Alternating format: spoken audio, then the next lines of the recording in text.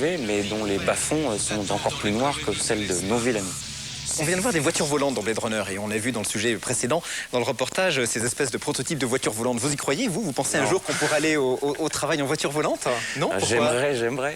Mais enfin, quoique pour aller à mon ordinateur et écrire mes livres, ce serait pas très utile. Mais non, je n'imagine pas que ce soit la solution la plus rationnelle.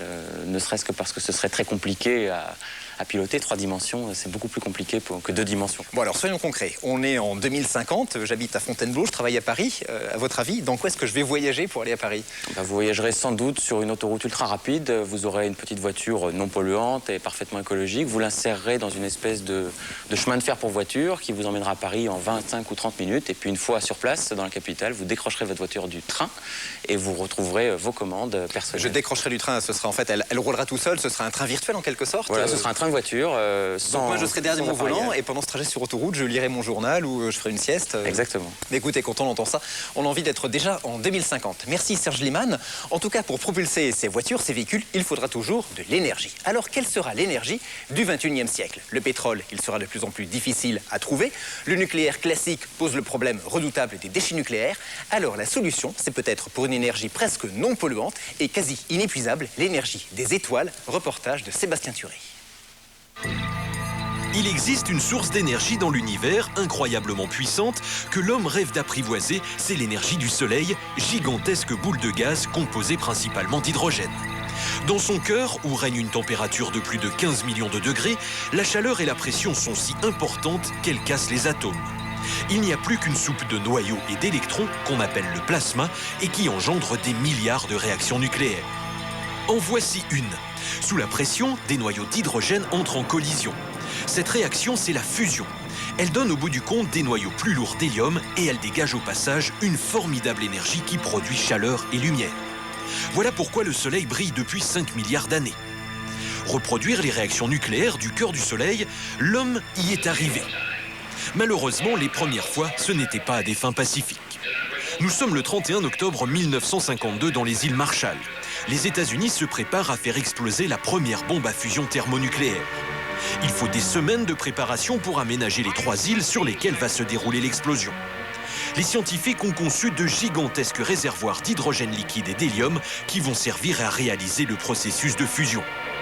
À quelques kilomètres, militaires et chercheurs s'apprêtent à suivre l'explosion, la plus puissante jamais réalisée par l'homme.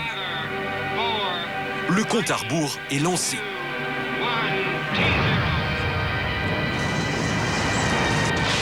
La bombe explose. Elle est 500 fois plus puissante que celle d'Hiroshima. La boule de feu qu'elle crée mesure plus de 5 km.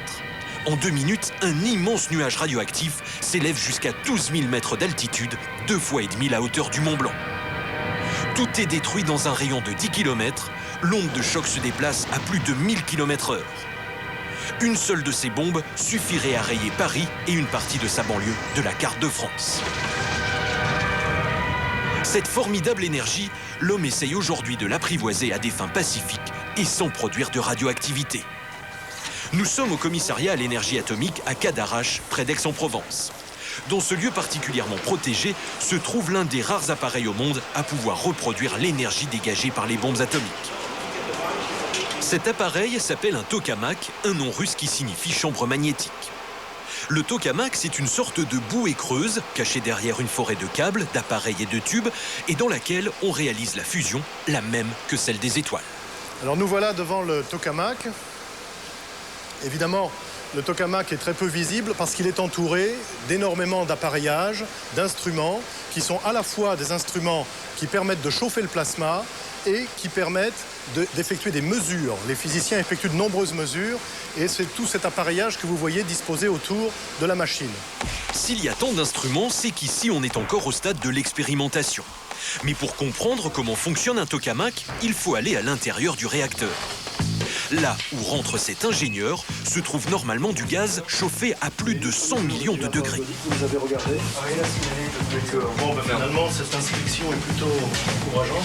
Oui, je voulais vous montrer.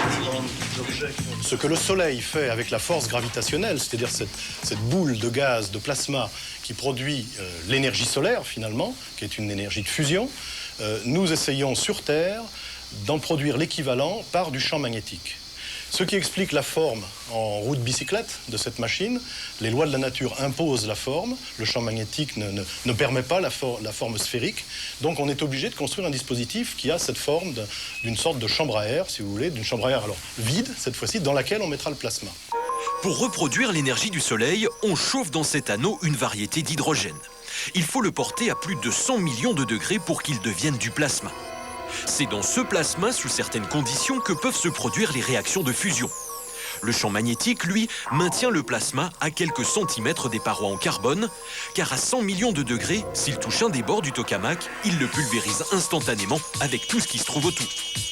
C'est pourquoi, avant chaque expérience, de gigantesques portes en béton enferment le réacteur, une précaution en cas d'explosion. Puis une trentaine d'ingénieurs contrôlent à distance l'opération. Préparation du choc dans 30 secondes. Après un compte à rebours, on lance le processus. Et voici ce qui se passe dans le réacteur. Regardez ces images, vous ne les verrez jamais ailleurs. Le nuage bleu, c'est du plasma. Pour en observer ailleurs, il faudrait aller au cœur du soleil. Celui-ci est d'ailleurs 10 fois plus chaud que le plasma solaire, sa température entre 100 et 200 millions de degrés. Mais savoir faire un plasma très chaud comme ici à Cadarache, ça ne suffit pas. Il faut ensuite démarrer la réaction de fusion qui dégagera de l'énergie. Et ça, on le fait en Angleterre. Nous sommes à Oxford, au JET, le centre européen de recherche sur la fusion nucléaire. Ici, le tokamak est 5 fois plus gros qu'en France. Avec ses 20 mètres de haut, c'est le plus grand réacteur à fusion du monde. Mais la taille n'est pas la seule différence avec le tokamak français. Ici, on injecte dans le plasma une seconde variété d'hydrogène, du tritium radioactif. C'est avec ce mélange que l'on peut démarrer la réaction de fusion. Nous sommes à un moment crucial pour ces scientifiques. Cela fait 6 mois qu'ils le préparent. Ils vont tenter de réaliser la plus grande opération de fusion jamais réalisée sur Terre. Le plasma est tout d'abord chauffé, puis le processus de fusion est déclenché, et les scientifiques explosent de joie. C'est la première fois qu'ils réussissent à produire de l'énergie grâce à la fusion. Le tokamak a dégagé une puissance de 16 millions de watts, de quoi alimenter en électricité un village de 3000 personnes, mais seulement pendant 2 secondes. Pourtant, les espoirs sont énormes.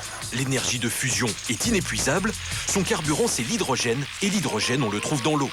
Demain, on va produire des quantités d'énergie phénoménales grâce à un simple verre d'eau. J'ai un verre d'eau qui représente à peu près 200 millilitres d'eau. L'eau est composée d'oxygène et d'hydrogène, donc dans ce verre d'eau, j'ai l'équivalent d'une vingtaine de grammes d'hydrogène. Et on peut produire autant d'énergie avec ces 20 grammes d'hydrogène qu'avec 200 tonnes de charbon pour alimenter une ville de 100 000 habitants pendant une journée. Autre avantage par rapport aux centrales nucléaires classiques, ici, il y a très peu de déchets radioactifs. L'énergie sera disponible à volonté, elle sera non polluante et presque gratuite. Mais pour cela, il faudra attendre au moins 50 ans. Pour produire vraiment de l'électricité, on va construire un tokamak 15 fois plus volumineux que le JET, il s'appellera ITER. Au lieu de réaliser des réactions de fusion de 2 secondes, elles dureront un quart d'heure. ITER paraîtra gigantesque, 30 mètres de hauteur, un immeuble de 10 étages. Ce n'est donc que vers 2050 que la fusion nucléaire devrait être maîtrisée. Un vieux rêve de l'homme sera alors réalisé, produire de l'électricité à volonté. La Terre ne connaîtra plus de problèmes énergétiques, car l'homme aura apprivoisé l'énergie des étoiles. Imaginez, en 2050, une électricité abondante, économique, produite à partir de l'eau dans ces méga-centrales. Tout, le moindre nœud de geste se fera avec de l'électricité. Et puis là-dessus, il y aura peut-être une bonne tempête, comme celle que nous avons connue à Noël dernier, et nous serons plongés pendant 15 jours dans le noir. Je vous laisse imaginer les conséquences. Mais ce scénario arrivera-t-il réellement? Je vous rappelle que tous les futurologues sont toujours passés à côté de plein d'innovations majeures. L'exemple parfait, en ce moment, c'est Internet. Personne ne l'avait vu venir. C'est pour ça que le futur restera toujours passionnant, il sera toujours inattendu. Merci d'avoir suivi cette émission. Toutes les informations complémentaires, vous les trouverez comme d'habitude sur le site de M6, www.m6.fr. Nous, on se retrouve dimanche à 20h. Au revoir. De l'univers.